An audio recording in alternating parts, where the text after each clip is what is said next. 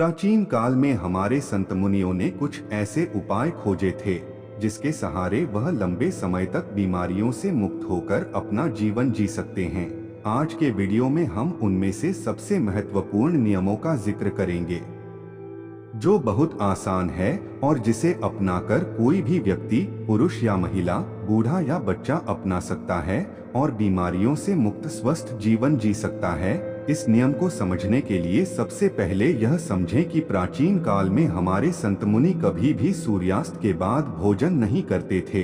चरक संहिता में इसका कारण बताते हुए कहा गया है कि मानव शरीर में जठराग्नि होती है जो पाचन क्रिया को नियंत्रित करती है, जिसे कुछ लोग पाचक अग्नि के नाम से भी जानते हैं। और यह जठराग्नि यानी पाचक अग्नि सूर्य के संपर्क में आने पर अच्छे से काम कर सकती है।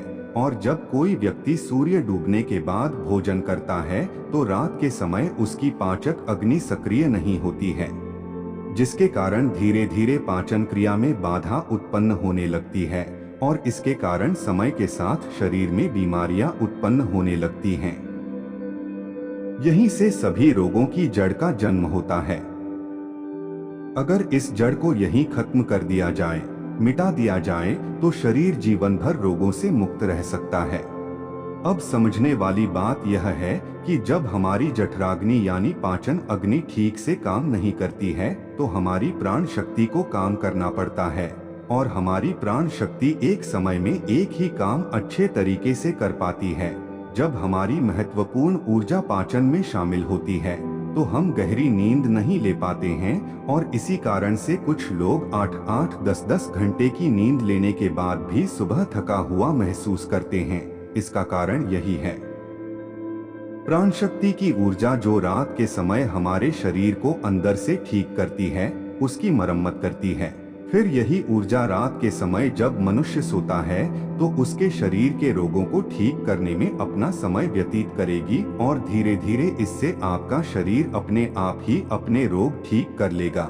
लेकिन इसके लिए आपको अपना रात का खाना सूरज डूबने से पहले करना होगा ताकि सूरज के संपर्क में रहने वाली आपकी पाचन अग्नि बेहतर तरीके से काम करे। यह आपके भोजन को जल्दी पचाने में मदद करेगा जिससे आपकी जीवन शक्ति अन्य कार्य कर सकेगी।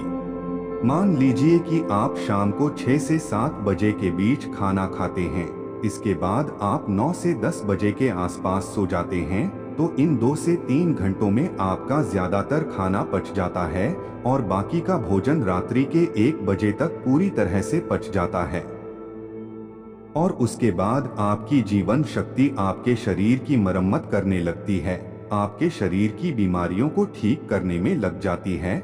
और यही वह समय होता है जब आपका शरीर खुद को डिटॉक्स करना शुरू कर देता है। इसी प्रक्रिया को अर्ध उपवास कहा जाता है, जिसकी पूरी अवधि 16 घंटे की होती है। लेकिन जो लोग दिन में 16 घंटे उपवास करने में सक्षम नहीं है, वो 12 घंटे से शुरुआत कर सकते हैं। यानी कि अगर आपने रात्रि को 7 बजे भोजन किया है तो आप अगले दिन सुबह 7 बजे ही भोजन करें, जिससे कि आपकी बॉडी को तकरीबन 6 घंटों का समय मिलता है खुद को रिपेयर करने का। इस अर्ध उपवास में हमारे शरीर में क्या प्रक्रिया घटित होती है, पहले इसको समझिए। जब हम अर्ध उपवास करते हैं तो हमारे शरीर को पूरी तरह से भोजन नहीं मिलता, इसीलिए शरीर अपनी जरूरतों को पूरा करने के लिए अपनी कोशिकाओं में जो बैक्टीरिया होते हैं उनको ही खाना शुरू कर देता है। और इसी वजह से हमारी कोशिकाओं का अपने आप शुद्धिकरण होने लगता है। वैज्ञानिक भाषा में इसे ऑटोफैजी कहा जाता है, जिसका मतलब होता है बॉडी को सेल्यूलर लेवल पर डिटॉक्स करना। सिर्फ 21 दिन के लिए जो मनुष्य इस प्रक्रिया को अपना लेता है उसकी त्वचा में निखार आने लगता है, उसके बाल गिरने कम हो जाते हैं, सुबह अच्छी ताजगी होती है, रात को नींद गहरी आती है और मानसिक तनाव बिल्कुल मिट जाता है। कुछ लोगों को लगता है कि अर्ध उपवास करने से उनका शरीर कमजोर हो जाएगा, लेकिन अर्ध उपवास करने से शरीर का फैट कम होता है, मसल्स लॉस नहीं होता और मसल्स लॉस नहीं होता, इसीलिए शरीर की क्षमता अपने आप बनी रहती है। अब तक आप ये समझ चुके हैं कि आपकी प्राण शक्ति आपकी बीमारियों को दूर करने के लिए किस प्रकार कार्य करती है। किस समय आपको भोजन करना चाहिए ताकि आपकी प्राणशक्ति पूरी ऊर्जा के साथ काम कर सके। ये हम समझ चुके हैं, लेकिन इसके बाद जो समझने वाली बात है वो ये है कि आज के समय में काम करते करते आदमी अपनी दैनिक दिनचर्या बिल्कुल छोड़ देता है। वो किस प्रकार सही समय पर भोजन करें। अगर वो रात के समय काम करता है तो वो किस प्रकार भूखा रहे, क्योंकि उसे तो आदत हो चुकी है रात के समय देर से खाना खाने की। और कुछ लोगों के साथ समस्या ऐसी है कि वो भूखे नहीं रह सकते, थोड़ी थोड़ी देर में उन्हें भूख लगती रहती है। तो ऐसे लोग किस प्रकार इस प्रक्रिया का लाभ उठा सकते हैं। देखिए, अगर आप 16 घंटे का उपवास कर रहे हैं तो उसके लिए आपको बीच बीच में कुछ लिक्विड चाहिए, जिससे आपकी बॉडी भी हाइड्रेटेड रह पाए और आपके शरीर को डिटॉक्स करने की प्रक्रिया भी तेज हो जाए। शुरुआत में अगर आप अपना रात्रि का भोजन 7 बजे कर लेते हैं तो आपको 10 बजे तक भूख लगेगी ही लगेगी। उस समय जब आपको भूख लगे तो उस समय आप नारियल पानी पी सकते हैं। इससे शरीर में बहुत सारे लाभकारी फायदे भी होंगे और आपके डिटॉक्स की प्रक्रिया तेज हो जाएगी। इसके अलावा आपको कॉफी भी पी सकते हैं। और जिन लोगों का वजन ज्यादा बढ़ा हुआ है, जो अपने वजन को कम करना चाहते हैं, ऐसे लोग थोड़े गर्म पानी में एक नींबू निचोड़कर उसको पी सकते हैं। इससे उन्हें अद्भुत लाभ होंगे। कुछ ही दिनों में वो पाएंगे कि उनके शरीर का वजन कितनी तेजी के साथ घट गया है। लेकिन जिन लोगों को ठंड जल्दी लगती है, जुकाम जल्दी होता है, खांसी हो जाती है, बुखार हो जाता है, तो ऐसे लोग रात में पानी में नींबू निचोड़कर कभी ना पिएं। रात को त्रिफला चूर्ण भी लिया जा सकता है, जो कि बहुत लाभकारी होता है। वो आपके शरीर को डिटॉक्स करने में उसकी बहुत सहायता करता है। सुबह आपका पेट अच्छे से खाली होगा।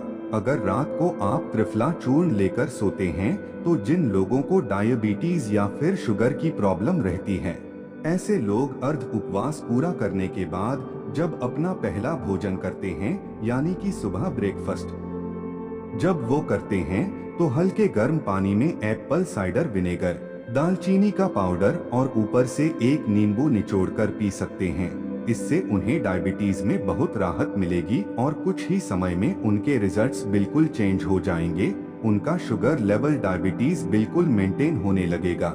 जिन लोगों को हार्ट की प्रॉब्लम ज्यादा रहती है, ऐसे लोग सुबह ब्रेकफास्ट में घी या फिर कद्दू का जूस ले सकते हैं। ये उनकी त्वचा के लिए, उनकी बॉडी को डिटॉक्स करने के लिए और हार्ट के लिए सबसे ज्यादा बेनिफिशियल होता है। जिन लोगों का डाइजेशन ठीक नहीं होता है, ऐसे लोग पानी में अजवाइन और जीरा गर्म करके उस पानी को ठंडा करके पी सकते हैं। इससे उनकी पाचन क्रिया बहुत सुलभ हो जाएगी। और जिन लोगों को अर्ध उपवास करने में दिक्कत होती है, बार बार भूख लगती है, तो ऐसे लोग हल्के गर्म पानी में शहद मिलाकर पी सकते हैं। ये उनकी भूख को मिटा देगा और उनके शरीर को डिटॉक्स करने में बहुत मददगार ही साबित होगा। कुछ लोग जल्दी रिजल्ट पाने के लिए हफ्ते में 2-2 दिन उपवास करते हैं, लेकिन फिर 5 दिन पेट भर भर के भोजन करते हैं। इससे उनको जल्दी रिजल्ट्स तो मिल जाते हैं, लेकिन ज्यादा समय तक ऐसे रिजल्ट्स टिकाऊ नहीं होते। अर्ध उपवास यानी कि इंटरमिटेंट फास्टिंग धीरे धीरे रिजल्ट दिखाती है, लेकिन इसके जो रिजल्ट होते हैं वो परमानेंट होते हैं। इसमें ऐसा नहीं होता है कि जैसे ही आपने फास्टिंग करनी छोड़ी वैसे ही आपका फिर से वही हाल हो गया। इसमें एक बार आपके शरीर को जो फायदे हो गए वो बहुत समय तक मिटते नहीं हैं। देखिए, हर कोई अर्ध उपवास कर भी नहीं सकता है, क्योंकि जो स्पोर्ट्समैन होता है, जो खेल कूद में होते हैं, उनके शरीर को रेगुलर डाइट चाहिए होती है, क्योंकि उनके लिए हेल्थ से ज्यादा परफॉर्मेंस जरूरी होती है। इसी तरह बच्चों को भी अर्ध उपवास नहीं करना चाहिए। और जो लोग मधुमेह के पेशेंट हैं, जिनका शुगर लेवल गड़बड़ रहता है, ऐसे लोगों को अगर अर्ध उपवास करना है तो समय समय पर अपना sugar level, blood sugar level check करवाते रहिए।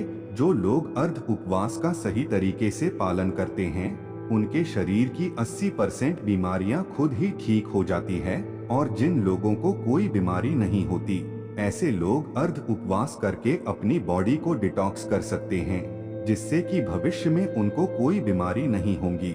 यही हमारे संत मुनियों का जीवन भर स्वस्थ रहने के लिए अचूक मंत्र था, जिसका आयुर्वेद चरक संहिता हर जगह उल्लेख मिलता है। चरक संहिता में अर्ध उपवास के साथ एक और नियम जोड़ा गया था, लेकिन वो आज के समय में संभव नहीं है। लेकिन फिर भी मैं आप लोगों के सामने उसका उल्लेख करना चाहता हूँ। शायद कुछ लोग उसका पालन कर पाए, और अगर आप पालन कर पाते हैं या नहीं भी कर पाते हैं तो कमेंट सेक्शन में जरूर बताना।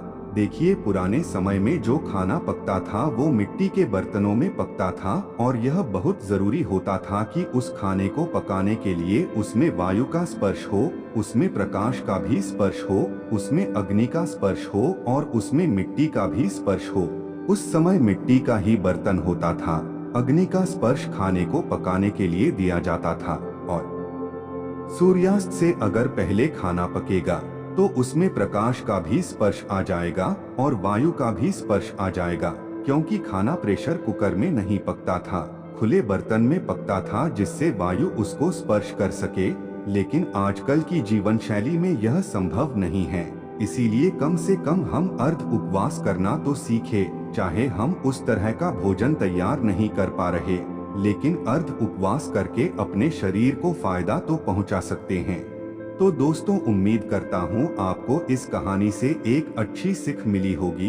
यह कहानी आपको कैसी लगी हमें कमेंट बॉक्स में कमेंट करके जरूर बताएं, और साथ ही इस कहानी को अपने दोस्तों के साथ जरूर शेयर करें ताकि उन्हें भी इस कहानी से कुछ सीखने को मिल सके। धन्यवाद।